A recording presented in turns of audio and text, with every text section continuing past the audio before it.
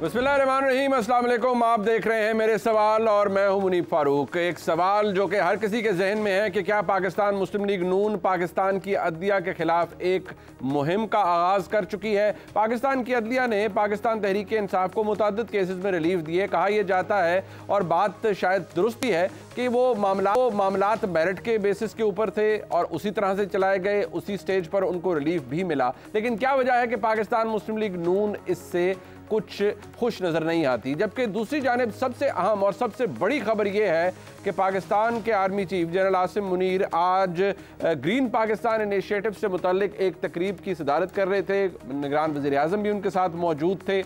उस पूरी तकरीब में जो सबसे इंस्ट्रक्टिव बात थी वो आर्मी चीफ का खिताब था, जो कि बात सामने आई, जिसमें उन्होंने जो ऑपरेटिव पार्ट है उसको अगर मैं गौर से देखूं तो वो बहुत से मैसेजेस दे रहा है। और वो ये कि हर किस्म के माफिया की सरकोबी की जाएगी और बहुत से लोग पाकिस्तान के हवाले से गलत खबरें फैला रहे हैं, पाकिस्तान के हवाले से मिसलीडिंग बातें कर रहे हैं, ऐसा तासुर पेश कर रहे हैं जैसे रियासत का खुदा न खास्ता को वजूद ही नहीं है। तमाम तर माफियाज की सरकोबी की जाएगी। अब सरकोबी माफियाज की होती है, किस तरह से होती है?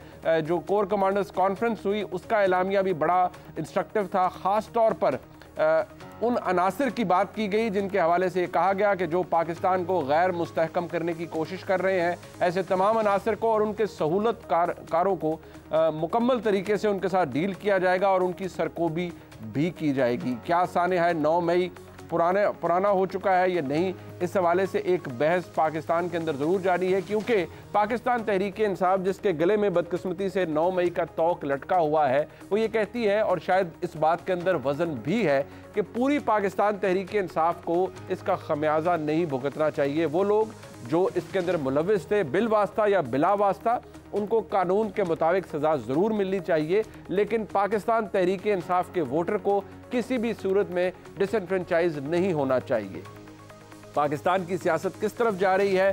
पाकिस्तान तहरीक इंसाफ को अदालत से रिलीफ मिल रहा है, इमरान खान साहब से मुशावरत की इजाज़त दी जा चुकी है, अदालत ने बरहमी का इजहार किया है कि क्यों निगरान हुकूमत इसकी मुखालफत कर रही है अदालत के अंदर, जबकि ये उनका आइनी और कानूनी हक है कि वो अपने बानी चेयरमैन से मिलें, टिकटों के ऊपर मुशावरत करें और बहुत से मामलात पर मुशावरत करें। तो क्या पाकिस्तान तहरीक इंसाफ जिस रियासती जबर की वो बात कर रहे हैं उसके बावजूद एक्सेल कर रही है, एडवांस कर रही है और इस तमाम तर माहौल के अंदर भी अपना इम्पैक्ट क्रिएट कर रही है? यही आज सबसे बड़ा सवाल है और इस पर तज्जिया हासिल करेंगे, इस पर डिस्कशन करेंगे और डिस्कशन होगी। हमारे साथ मौजूद हैं जनाब अतर काज़मी साहब, सीनियर तज्जिया निगार हैं, किसी तारुफ के मोहताज नहीं। अतर साहब आपका बहुत शुक्रिया। और जनाब हसन अयूब साहब सीनियर सहाफ़ी हैं, सीनियर तज्जिया निगार हैं और ख़बरें इनके पास बड़ी अहम होती हैं और रावी चैन कब तक लिखता रहेगा ये भी इसके हवाले से बताएंगे। आज वैसे हसन अयूब साहब उस तकरीब के अंदर भी शामिल थे जिसके अंदर आर्मी चीफ ने खिताब किया, ये इंपॉर्टेंट बात है। कुछ मामलात वहाँ पर क्या थे उस पर हवाले से बात करेंगे, लेकिन जो बात अतर काज़मी साहब हमारे सामने आई, कोर कमांडर्स कॉन्फ्रेंस का एलामिया भी आपने देखा, आपको पता है, उसको भी पढ़ने का एक अपना ही तरीका होता है। इस तकरीब के अंदर जो तकरीर हुई उसके भी मदरजात आपके सामने हैं।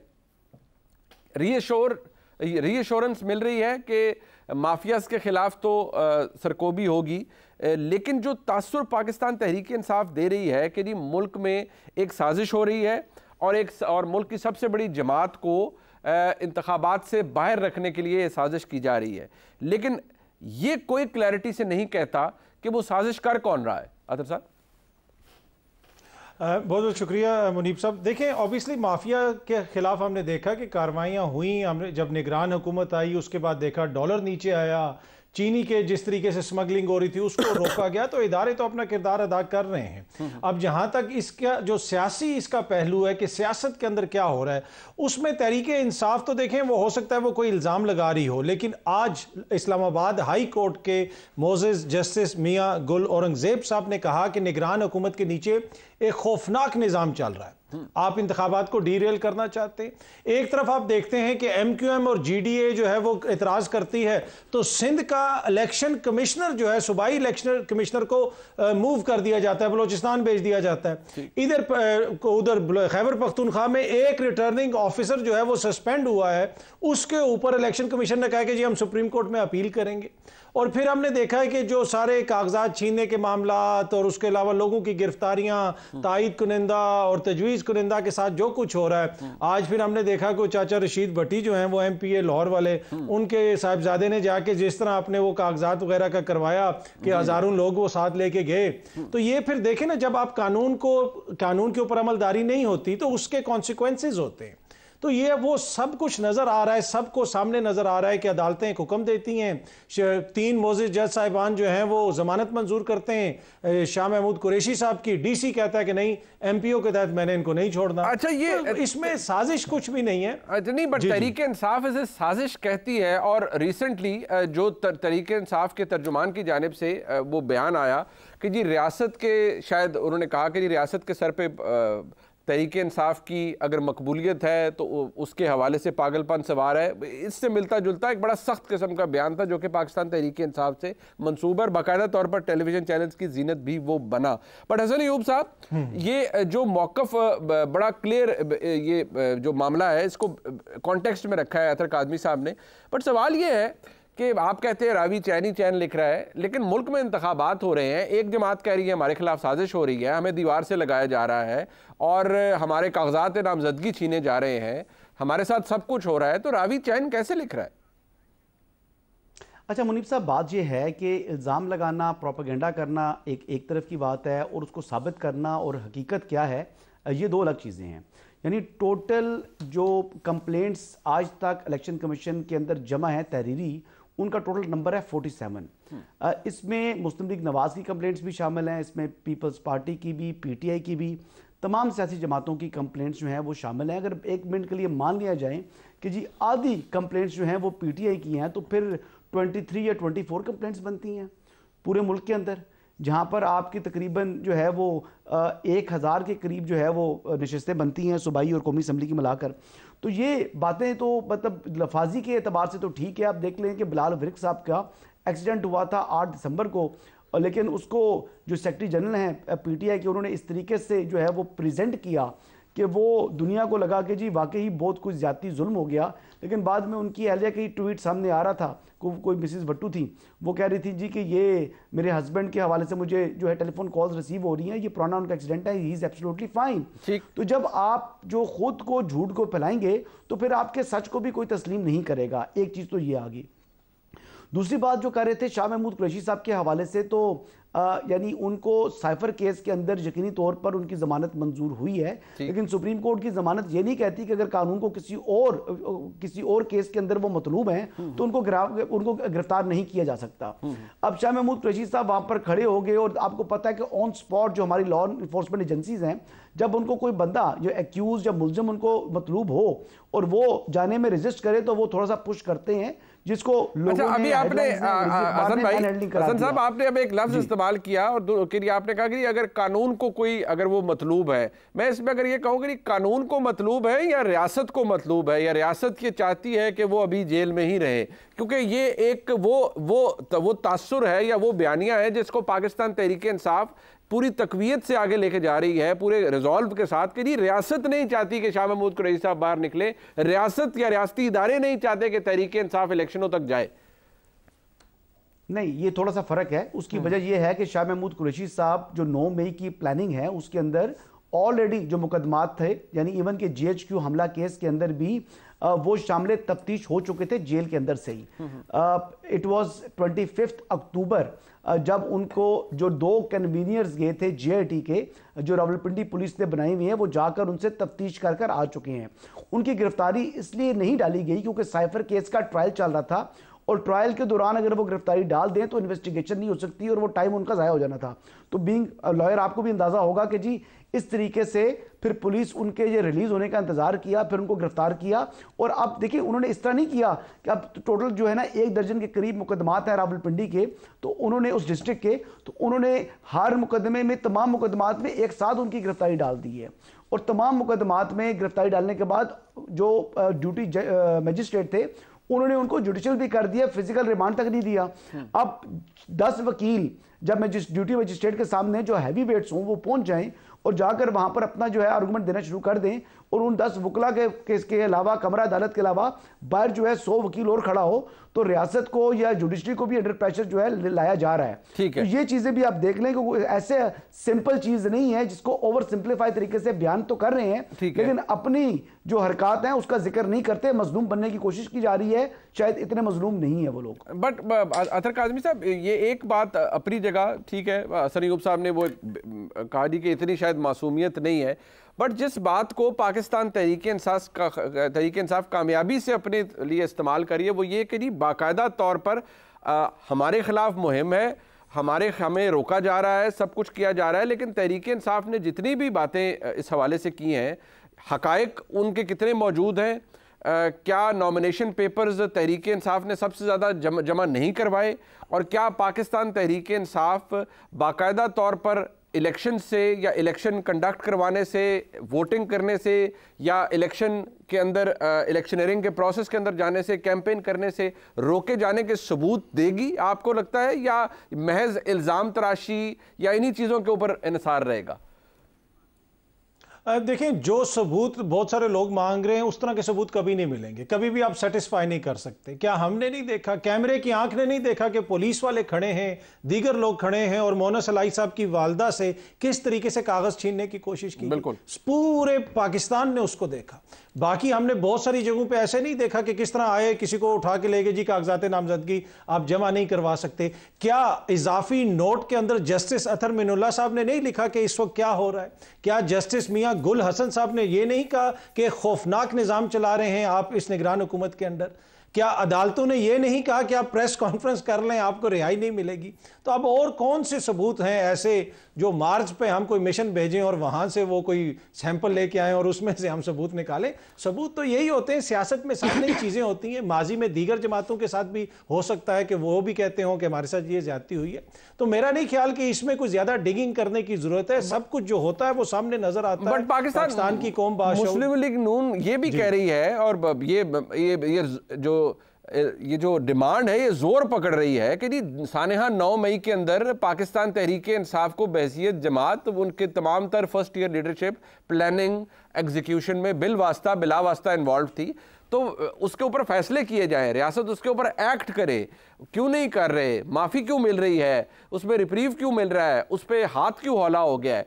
ये नुक्ता आपके नज़दीक क्यों अहम है पाकिस्तान मुस्लिम लीग नून के लिए, और क्या वाकई आपको ये लगता है कोई तासुर मिल रहा है कि ज़रा थोड़ा हाथ हौला हो गया उस हवाले से? अतर काज़मी साहब, देखिए, जहां तक ये मुतालबा है कि अगर किसी शख्स ने आइन और कानून तोड़ा है, चाहे 9 मई को तोड़ा हो या किसी और तारीख को तोड़ा हो, उसके खिलाफ एक्शन लिया जाए, ये तो जायज़ मुतालबा है। जो लोग भी उसमें मुलविस हैं आप उनके खिलाफ ज़रूर कार्रवाई करें। लेकिन जो नून लीग है उसको सिर्फ 9 मई उसका इशू नहीं है, असल उसका इशू है कि जी बैट का जो मसला है उसके ऊपर भी वो बात कर रहे हैं। पहले ये मखसूस बेंच की बात करते थे, अब ये हर उस मोजिज़ जज को टारगेट कर रहे हैं जिसके फैसले से ये इख्तलाफ करते हैं। तो असल इनको डर ये है कि 8 फरवरी को हमारे साथ सानिया ना हो जाए, उसकी वजह से ये कह रहे हैं कि जनाब बैट का सिंबल भी इनसे ले लिया जाए, ये भी कर दिया जाए, वो भी कर दिया जाए। तो फिर आप लोग खुद ही कोई अपनी अदालत लगा लें और फैसला सुना दें। निज़ाम तो इसी तरह होता है और वो इसी तरह चलता है। अदालतों में आपको सबूत देने होते हैं। ये तो नहीं है कि नून लीग कह देगी या पीटीआई कह देगी या कोई और जमात कह देगी और उसके ऊपर जो है वो सजा हो जाएगी। सजा तो आपको अदालतें ही देती हैं और वो आइन और कानून को सामने रख के देखेंगी। 8 फरवरी को सानहा ना हो जाए, ये पाकिस्तान मुस्लिम लीग नून का खौफ है। हसन अय्यूब साहब, ये सानहा होने के मतलब सानहा वो तहरीक मुस्लिम लीग नून इसको कहती रहे, लेकिन पाकिस्तान तहरीक इंसाफ के तमाम तर मसाइल के बावजूद इलेक्शन के अंदर वाज़े बरतरी हासिल करने, हुकूमत बनाने, कम अज़ कम खैबर पख्तूनख्वा की हुकूमत बनाने, इसके चांसेस कितने ज़्यादा हैं, कंसिडरिंग द फैक्ट कि मुस्लिम लीग नून को ये लगता है कि सानहा 9 मई शायद पुराना हो गया है, रियासत का दबाव नहीं रहा, लोगों को उस लोगों पर हाथ हल्का हो गया है रियासत का?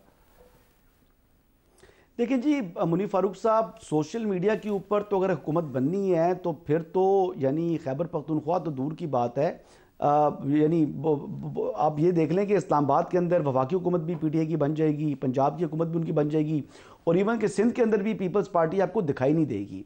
हाँ, लेकिन अगर आप हकीकत की बात करें, रियल लाइफ की बात करें या रियलिटी की बात करें तो उसमें तो मुझे केपी से तो एक ही आवाज़ आ रही है कि मौलाना आ रहा है।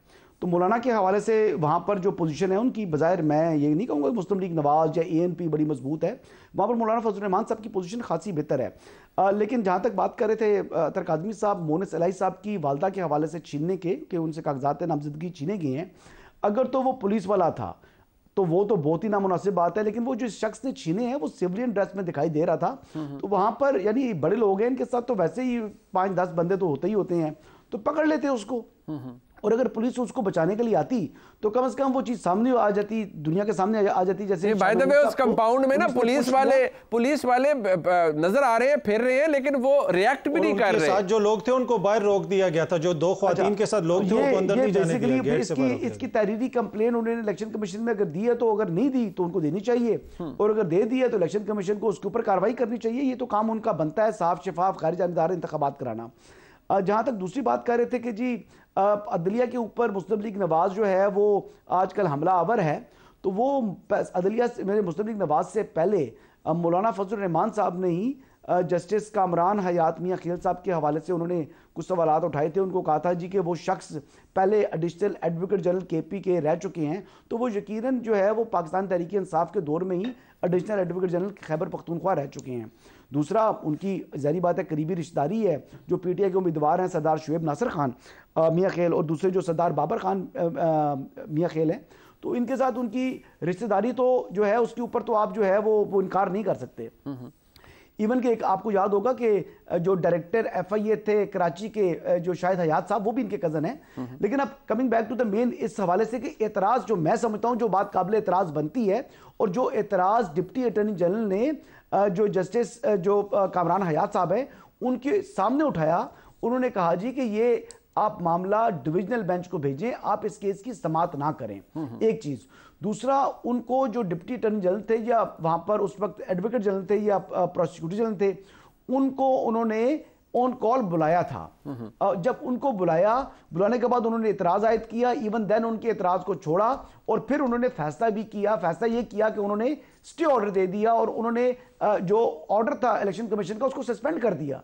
तो ये कुछ ऐसे एक्शन थे जिसके ऊपर क्वेश्चन आप रेज कर सकते हैं, और अब आज यही इतला मिल रही है कि इलेक्शन कमीशन भी उस फैसले को, जो अबूरी हुक्म है, उसको चैलेंज करने जा रहा है डिविजनल बेंच के सामने।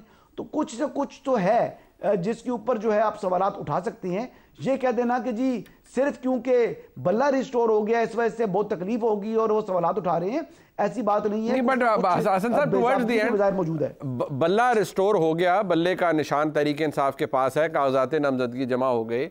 आज उमैर खान न्याजी जो कि तहरीक इंसाफ के वकील भी हैं, अहदेदार भी हैं, उन्होंने कहा जी कि बड़ा प्लानिंग है जी कि जनवरी में या जनवरी के शुरू में जी 1000 लोगों को नायल कर दिया जाएगा, डिसक्वालीफाई कर दिया जाएगा, और उनके कागजात नामजदगी मुस्तरद हो जाएंगे, ये हो जाएगा, वो हो जाएगा। और असर्शन बेसिकली ये है, ये कहा जा रहा है, उसके अंदर जो इम्प्लाइड चीज़ है कि ये रियासत के इदारों की जानिब से दबाव के बायस किया जाएगा। नहीं, ये तो इल्ज़ाम आयद करना, अब जेन्युइनली बहुत से लोग ऐसे हैं जिनकी जो बेसिकली पीओज हैं या जिनके ऊपर मुकदमात हैं या जिनके तजवीज़ और तायीद कुनंदा मुतलका हल्के के नहीं हैं, और या किसी को कोई बंदा डिफॉल्टर है, तो अगर वो आप PTCL के भी डिफॉल्टर हैं तो आप डिफॉल्टर हैं, यानी फिर आपके ऊपर जो है वो, यानी आप इलेक्शन कंटेस्ट नहीं कर सकते। आपको याद होगा कि परवेज रशीद साहब के ऊपर वो उनको सेनेट का इलेक्शन इस वजह से नहीं लड़ने दिया गया था कि उन्होंने पंजाब हाउस के कुछ जो है अदायगी करनी थी। फिर वो जब पैसे जमा कराने के लिए भी पहुंच गए तो उन्होंने कहा जी इट्स टू लेट। पहले तो उनसे बंदा पैसे ले नहीं रहा था, और फिर जब वो पैसे जो है देने के लिए पहुंचे तो उन्होंने कहा जी कि इट्स टू लेट, आप इलेक्शन कंटेस्ट नहीं कर सकते। तो ये चीजें तो कहीं ना कहीं छोटा एक इंडिविजुअल केसेस तो होते हैं, लेकिन 1000 उम्मीदवार का जो उन्होंने दावा किया है वो बेसिकली प्रेशर जो है वो टैक्टिक्स हैं कि बिल्डअप कर दें ताकि हमारे उम्मीदवारों के कागजात नामजदगी मुस्तरद ना हो। सानह 9 मई के लोग बिल वास्ता तौर पर आप क्या समझ पाए हसन अय्यूब साहब, उनको बहुत इख्तिसार से बताइएगा कि कोई ये बैक बर्नर पर चला गया है मामला या अभी भी उसी तरह ही उनके खिलाफ कार्रवाई जारी है? देखें, 9 मई ना पुराना हुआ है, ये रियासत पाकिस्तान के ऊपर हमला है। 9 मई वालों को रियासत पाकिस्तान नहीं छोड़ी, और 9 मई वालों से मुतल्लिक आप निगरान हुकूमत को या रियासत पाकिस्तान को, दोनों को अलग नहीं कर सकते। आपने, रियासत ने इटसेल्फ ये जो है उन लोगों को कानून के मुताबिक सजा देनी है, दिलवानी है। ठीक है। और जिन लोगों ने ये एक्शंस किए हैं, जिन्होंने ये सारे मामलात किए हैं, उनकी कोई बचत नहीं है। मुनीफ फारूक साहब, ये बात आप याद रखिएगा। अतर काज़मी साहब, टुवर्ड्स द वेरी एंड इख्तिसार से बताइएगा, आपको इलेक्शन कंसिडरिंग जो आजकल हो रहा है, लेकिन अदालतें फैसले भी कर रही हैं और असर्ट भी कर रही हैं, आपको इलेक्शन बगैर तनाज़ात के होते हुए नज़र आ रहे हैं या मुतनाज़ा इलेक्शन आपकी नज़र में होंगे आने वाले? देखिए, इस वक्त तक जो इंतज़ामिया का किरदार है खुसूसन पंजाब के अंदर, और जो मोहसिन नकवी साहब के नीचे इंतज़ामिया है, उसके हवाले से सूबाई इलेक्शन कमिश्नर ने जो ख़त लिखा है, वो ख़त इट्सेल्फ इस सबसे बड़ी गवाही है कि ये इलेक्शन जो है वो तनाज़ात का शिकार हो चुके हैं, क्योंकि इंतज़ामिया का रवैया वो है जो जैसा नहीं होना चाहिए। तो तनाज़ात तो है, लेकिन 8 फरवरी को इलेक्शन होंगे और जस्टिस काजी फाइज ईसा साहब और सुप्रीम कोर्ट मेक श्योर करेगी कि ये इलेक्शन हो। ख्वाहिश तो किसी की हो सकती है कि इलेक्शन टाइम पे ना हो, सियासी किसी जमात की अगर तैयारी नहीं है, वो कोई भी जमात हो सकती है, लेकिन इलेक्शन टाइम पे ही होंगे। पर इंतज़ामिया का जो किरदार है उस पर सवालिया निशान नहीं है। अब वो किरदार बिल्कुल वाज़ेह है, जजमेंट्स में उनका जिक्र भी हो चुका है, ऑब्जर्वेशंस आ चुकी हैं। बहुत शुक्रिया साहब और अतर काज़मी साहब। प्रोग्राम में एक ब्रेक शामिल करते हैं जी, वापस आएंगे। पाकिस्तान मुस्लिम लीग नून और पाकिस्तान तहरीक इंसाफ दोनों का मौक़िफ़ शामिल करेंगे। मामला इसलिए सीरियस हो गया है कि बाकायदा तौर पर इल्ज़ाम अब पाकिस्तान की अदलिया पर लग रहा है, और कौन से केसेस हैं जिनमें पाकिस्तान तहरीक इंसाफ को रिलीफ मिलेगा या मिल चुका है, उस हवाले से बात करेंगे ब्रेक के बाद।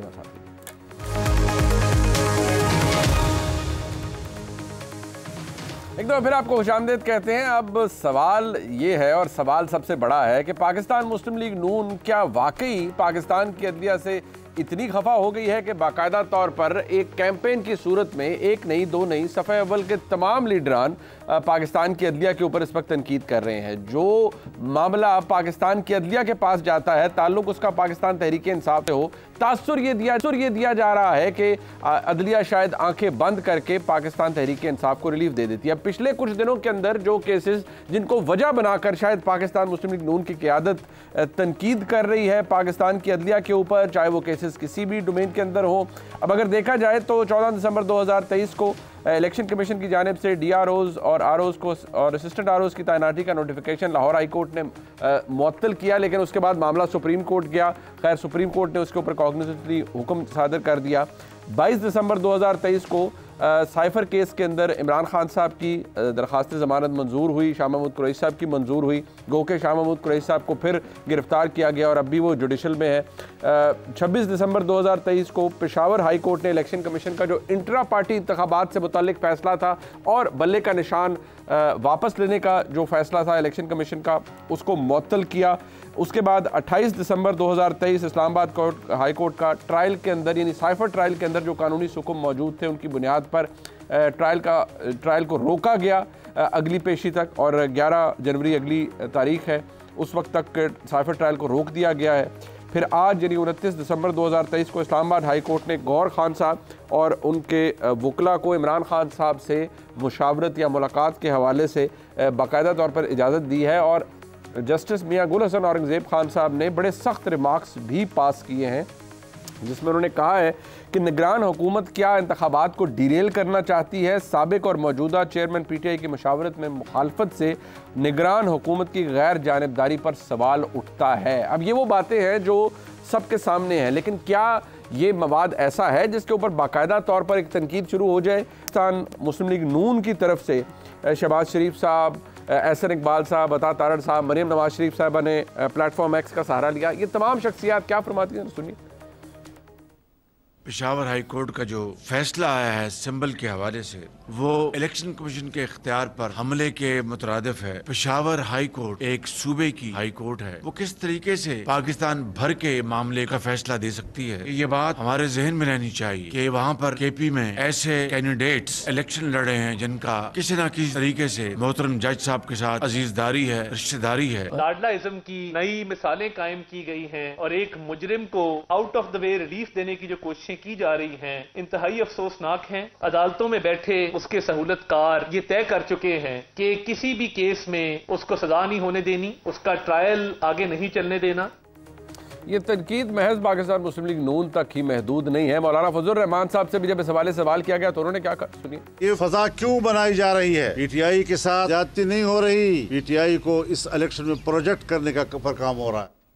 अब ये किस्मत पाकिस्तान तहरीक इंसाफ की है कि बेशक वो ये कहते हैं कि वो रियासती जबर का शिकार है, लेकिन जो सूरत हाल मौजूद है उसको पाकिस्तान तहरीक इंसाफ अपने लिए खुद बड़ी कामयाबी से इस्तेमाल भी कर रही है। यानी सबसे ज़्यादा कैंडिडेट्स भी पाकिस्तान तहरीक इंसाफ ने पिच किए हैं कागजात नामजदगी जमा कराने के हवाले से। अगर बात की जाए मामला जा किस तरफ रहा है और यह अदलिया पर तनकीद क्यों, इस पर बात करने के लिए हमारे साथ मौजूद है सेनेटर अफनानुल्लाह खान साहब जो कि पाकिस्तान मुस्लिम लीग नून से ताल्लुक़ रखते हैं। बहुत शुक्रिया आपका।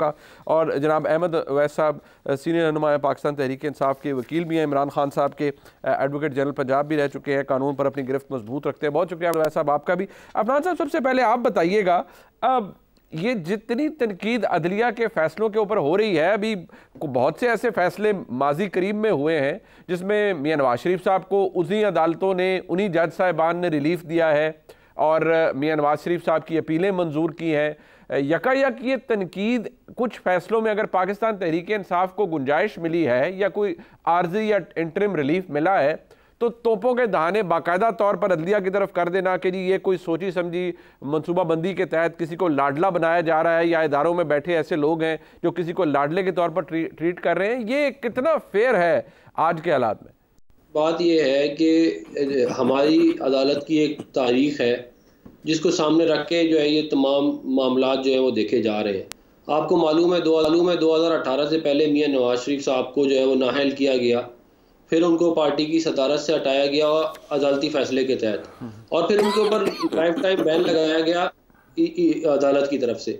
मगर ये इस किस्म की जो अभी जो मामला चलाया जा रहा है इमरान खान साहब के मामले में कि जी उनको ये सहूलत भी अवेलेबल हो, उनको ये राइट भी अवेलेबल हो, उनको जो है वो इस केस में भी ना कुछ कहा जाए, उसमें भी कुछ ना कहा जाए, ये उस वक्त जो है नहीं किया गया 2018 से पहले। और बल्कि एक पूरी सहूलतकारी, साकिब निसार, खोसा, गुलजार, ये सारे इन्वॉल्व थे सहूलतकारी के अंदर। तो अब हम लोग सिर्फ ये समझते हैं कि ये जो है ये अगर तो पलड़े जो है वो बराबर हो फिर तो कोई मसला नहीं है। अगर जो है वो 2018 से पहले भी यही वाले मामलात होते जो आज हैं कि हम पे झूठे केसेस बनाए जा रहे थे तो अदालतें रोकती, हमारे लीडर को डिस्क्वालीफाई किया, अदालतें रोकती, मगर उस वक्त तो मामलात बिल्कुल मुख्तलिफ थे जहां और आज बिल्कुल मुख्तलिफ है।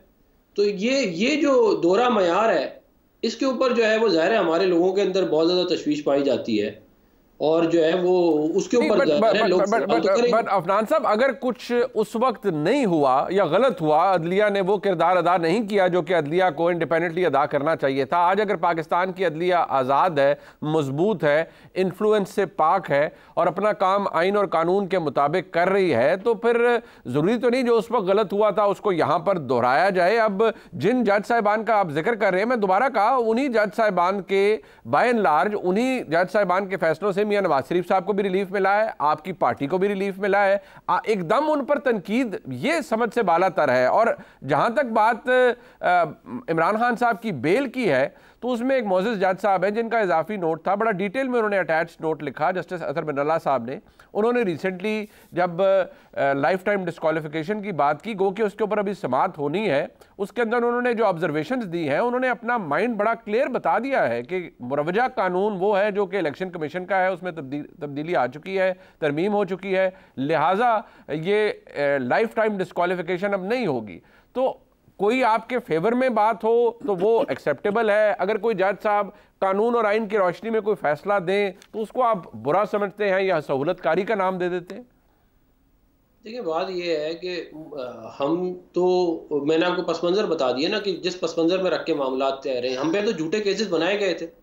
अगर उन झूठे केसेस को आज खत्म किया जा रहा है तो ये तो कोई हम पे एहसान तो नहीं किया जा रहा ना, ये तो झूठे केसेस पहले बनने ही नहीं चाहिए थे। बिल्कुल ठीक है, जो हालात आज जो इधर तक पहुंचे इसलिए, मगर इनका मामला तो बहुत मुख्तलिफ है ना। इनको तो पहले लाड प्यार और मोहब्बत से पाला गया, फिर उसके बाद जो है वो सारा पाकिस्तान को पता है कि कैसे जो है वो धरने दिए गए, कैसे पानामा का फैसला हुआ, फिर कैसे इनको RTS बिठा के प्राइम मिनिस्टर बनाया गया।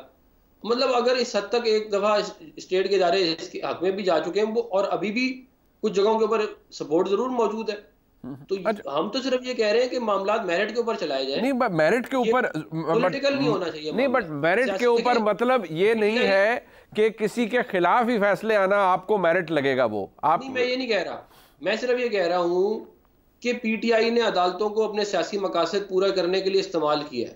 ठीक है, मियां नवाज शरीफ साहब को डिस्क्वालीफाई करने के लिए इस्तेमाल किया, उनको पार्टी लीडरशिप से हटाने के लिए इस्तेमाल किया। आज आप अदालतों को मलाइन करके अपने सियासी मकासद के लिए इस्तेमाल कर रहे हैं ना, आप उसको अपना नैरेटिव बना रहे हैं कि इमरान खान को सहूलतकारी अदलिया से मिल रही है, इसको आपने नैरेटिव के तौर पर इस्तेमाल किया है। नहीं, लेकिन मैं ये कह रहा हूं कि हम तो ये कह रहे हैं ना कि ये जो माजी वाला मामला था ये दोहराया ना जाए बस। अच्छा, ये है आपको लग रहा है माजी, ये समझते हैं कि ये जो मोहब्बत थी ना पहले, जी जी जी, ये जो बहुत सारी मोहब्बत थी, ये कुछ लोगों की तो खत्म हो गया है, लेकिन कुछ लोगों की अभी भी नहीं खत्म हुई। अच्छा चले, मैं और हम ये भी नहीं कहते कि अदलिया हमारे हक में फैसले दे, हम ये कहते हैं मेरिट पे फैसले दे। मेरिट पर वो मेरिट का फैसला कौन करेगा ना, पर फैसला है या नहीं है। मैं अहमद अवैस साहब का मौक़िफ़ इस पर जरूर लेना चाहूंगा। पाकिस्तान तहरीक इंसाफ बेशक मसाइल का शिकार है, लेकिन अदालती निज़ाम अपनी जगह मौजूद है, लेकिन जो तनकीद की जा रही है वो सामने में रखता हूँ। अहमद अवैस साहब के मुख्तसर सी ब्रेक के बाद हमारे साथ रहिएगा।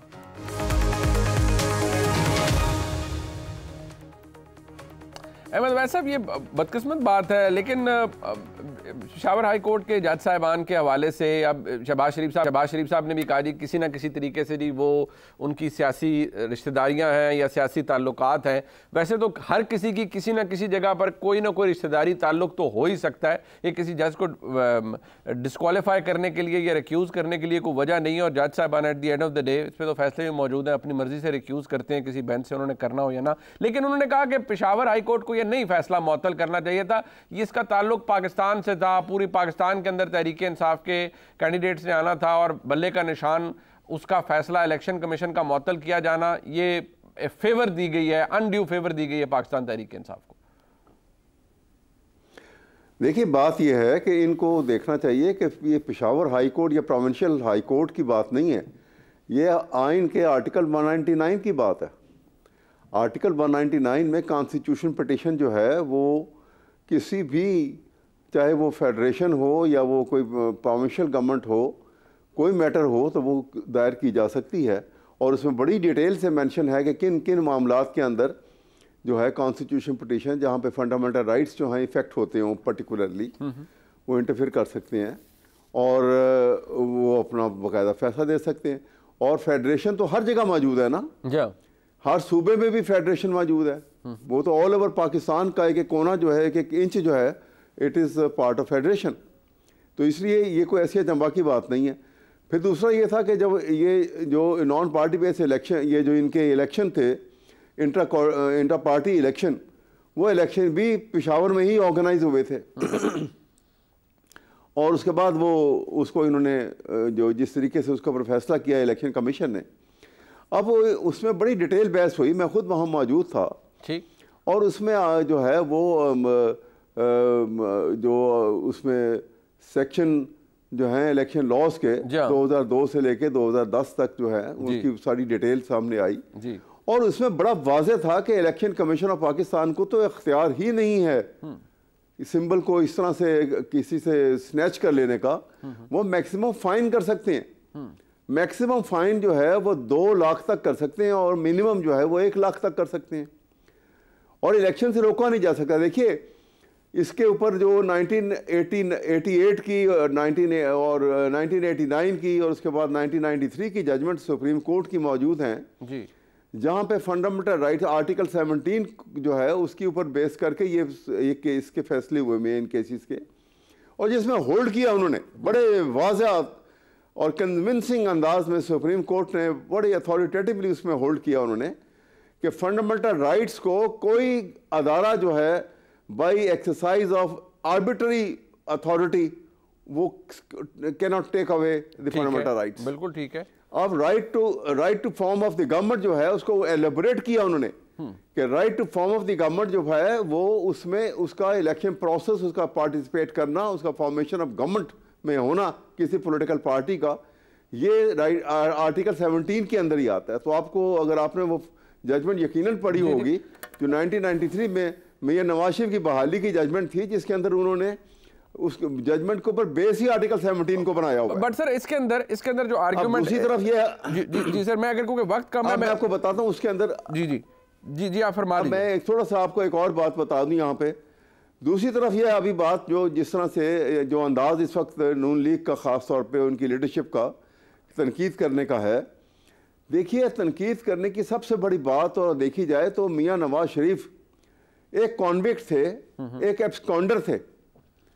पाकिस्तान में अभी तक कोई ऐसी मिसाल आपको नहीं मिलेगी। आप भी माशाल्लाह बैरिस्टर हैं और वकालत में पूरी तरह से बड़ी इनामाक से आप लगे भी रहे हैं, और फिर उसके बाद अब इलेक्ट्रॉनिक मीडिया से आपका बहुत गहरा ताल्लुक है।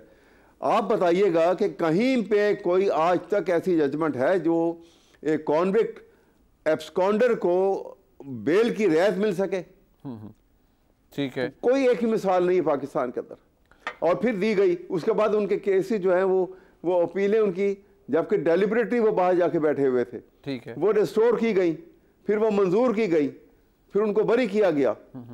तो उस वक्त तक तो अदालतें भी बहुत अच्छी थी। ठीक है, अब अगर ये फैसला हुआ है और वो फैसला on the face of it, आपको मैं जैसे बता रहा हूं, क्लियर कट इन वॉयलेटिव है to the relevant section of election laws. But sir मैं उसके ऊपर वो ठीक है, वो आपका सर वो आपका मौका अपनी जगह, बट इसमें एक आर्गुमेंट है। इलेक्शन कमीशन कहता है इलेक्शन एक्ट 2017 के अंदर इलेक्शन कलअदम करार देने का इख्तियार नहीं है, लेकिन अगर इलेक्शन पार्टी कॉन्स्टिट्यूशन और इलेक्शन लॉज के मुताबिक ना हो तो इलेक्शन कमीशन के पास ये इख्तियार है सेक्शन 215(5) के तहत गालिबन के लिए वो पार्टी निशान ले सकता है। ये उनका आर्गुमेंट है, but that is to be decided by the court. अब आपकी जानिब से, तहरीक इंसाफ के वकला की जानिब से, गालिबन आप वहाँ मौजूद थे, एक कहा जा रहा है कि जी वो लंदन प्लान का हिस्सा था, वो लंदन में जो प्लान हुआ है कि जी मियां नवाज शरीफ को अहल करार देना है।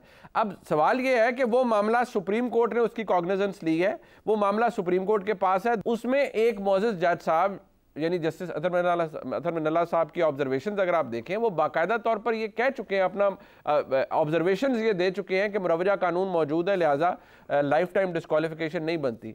तो ये आर्गुमेंट तो आप पर भी अप्लाई होगा कि आपके वकला भी अब एक मामला जो सुप्रीम कोर्ट में है उसको फिर उन्हें ये नहीं कहना चाहिए कि ये लंदन प्लान का हिस्सा है और देखें ये इवेंचुअली ये होने जा रहा है, उस पर भी फिर तस्लीम करना पड़ेगा तहरीक इंसाफ को, अगर सुप्रीम कोर्ट ये फैसला करती है कि नाअहली अब 5 साल की। लंदन प्लान का ये हिस्सा नहीं कहते, लंदन प्लान का हिस्सा तो कहते हैं कि मियां साहब को वहाँ से ये सारा प्लान का हिस्सा था कि पीटीआई को स्ट्रैंगुलेट करके उसको हाथ पांव बांध के उसको एक तरफ कर देंगे, और फिर यहाँ पे एक ग्राउंड जो है वो नून लीग के लिए बनाई जाएगी, मियां साहब को बुलाया जाएगा। चाहे उस वक्त उनका स्टेटस जो था वो एब्सकॉन्डर भी थे और कॉन्विक्ट भी थे, तो वो उस रेफरेंस से लंदन प्लान की बात की गई थी। ठीक है, बाकी ये अदालत की बात है, ये तो मामला बिल्कुल एक डिफरेंट है जिसमें, और उसमें यहाँ पर भी ज़ेर बहस जो मैटर आएगा वो तो यही होगा ना कि उसमें आर्टिकल 62(1)(f) जो है वो कॉन्स्टिट्यूशनल अमेंडमेंट के बगैर उसको किया जा सकता है कि नहीं, ये मूट पॉइंट। बिल्कुल ठीक है। मैं अपने मौजूद मेहमानों का शुक्रिया अदा करता हूँ। सेनेटर फरहानुल्लाह खान साहब का अहम मामला था जिसके हवाले से दोनों तरफ की राय आपके सामने हमने रखी, इसका फीडबैक जरूर दीजिएगा। देखने का शुक्रिया, खुदा हाफिज़।